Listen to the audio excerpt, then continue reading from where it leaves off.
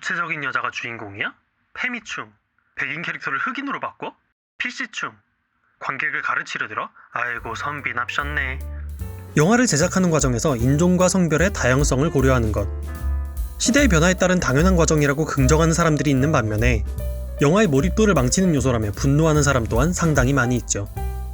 다들 피곤하게도 사네 하면서 방관하는 분들도 물론 있고요. 그런데 저는 이 주제에 대해서 조금 다른 포인트로 이야기하고자 합니다. 다양성의 결과물이 아닌 이유를 중심으로요.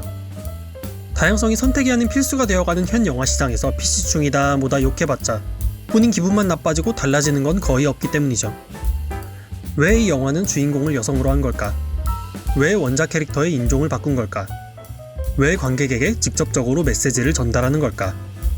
이 새로운 질문들에 대한 저만의 생각을 4가지 키워드로 분류해서 이야기해보려 합니다. 거두절미하고 바로 시작해보죠.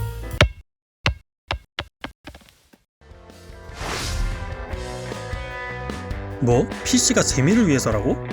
뭔 말 같지도 않은 소리 하고 있냐는 비난의 목소리가 여기까지 들리는 듯한데요.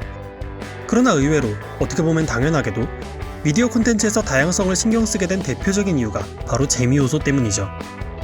한마디로 말해서 이쁜 백인 공주님이 부모님을 잃고 못된 마늘 못된 저주에 걸려서 외롭고 슬프고 아무튼 고생만 하며 지내다가 잘생기고 착하고 집안 빵빵한 금수저 백인 왕자님이 백마 타고 짜잔 나타나서 공주님을 구해주고 둘은 결혼해서 백인 아들딸 손자 열었나 오래오래 행복하게 살았습니다 하는 이야기. 너무 오랫동안 헤어져 식상하고 작가랑 감독부터가 질렸다 이겁니다. 드림웍스라는 스튜디오의 이름을 알린 2001년도 작품 슈렉이 대표적인 예시일 텐데요. 일명 디즈니 공주물에서 관습적으로 해오던 클리셰를 영리하게 비틀며 신선한 재미를 주는 작품이었죠. 2016년에 여성 버전으로 리부트되었던 고스트버스터즈도 마찬가지입니다. 당시 수많은 올드팬들이 나서서 이 성별 체인지에 대해 부정적인 목소리를 쏟아냈는데요. 해서 한 기자가 감독에게 직접 질문을 던집니다. 남자에서 여자로 주인공을 전부 바꾼 것에 무슨 의미를 담은 거냐고요. 감독 폴 페이그의 대답은 단순했죠. 나는 재미있는 여자들과 일하는 게 즐겁고 모두를 웃게 만드는 것이 유일한 목적이었다고요. 그러니 이런 작품들에다 대고 뭐 사상을 주입하려 든다거나 관객을 가르치려 한다거나 하고 비난한다면 굉장히 우스워질 수밖에 없는 겁니다. 기존에 항상 걸어왔던 길에서 벗어나 평소와는 다른 길로 걸어본 건데 그것이 다양성의 길이었던 것 뿐이니까요. 2021년 개봉작 블랙 위도우는 마블 영화로서는 드물게 오프닝 시퀀스가 등장하는 영화였습니다. 암울하게 편곡된 스멜스 라이크 틴 스피릿 OST와 함께 레드룸에 의해 학대받고 이용당하는 여자아이들의 모습을 담담히 보여주었죠. 국가와 권력의 주도하에 자행되고 있는 여성 혐오 범죄, 그리고 그들에 대한 구원의 메시지를 영화 시작부터 분명하게 담아내고자 한 것입니다. 그러니 영화 속 주요 등장인물이 모두 여성이고 이들을 중심으로 페미니즘 요소가 담긴 이야기가 진행되는 것은 당연한 결과겠죠. 이런 부류의 영화를 구별할 수 있는 가장 확실한 방법 중 하나가 바로 대사인데요. 영화와 같은 미디어 콘텐츠라는 것이 결국 감독과 작가가 관객에게 전하는 이야기인 만큼 그들이 담고자 했던 메시지와 생각이 배우의 입을 빌려 표현되곤 하니까요. Those walls are all I know. I was never given a choice. You're not a mouse, Melina.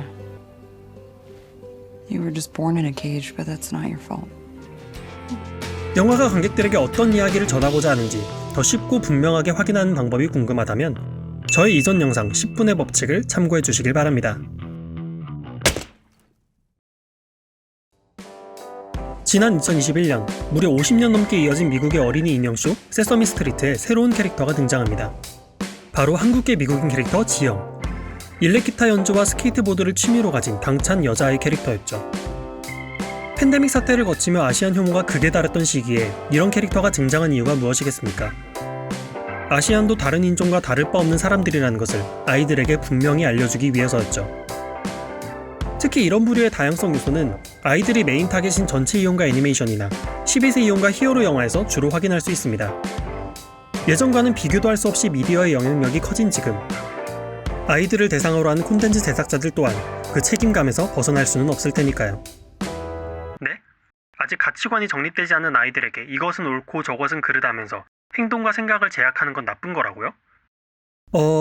저희는 그것을 교육이라고 부르기로 했어요.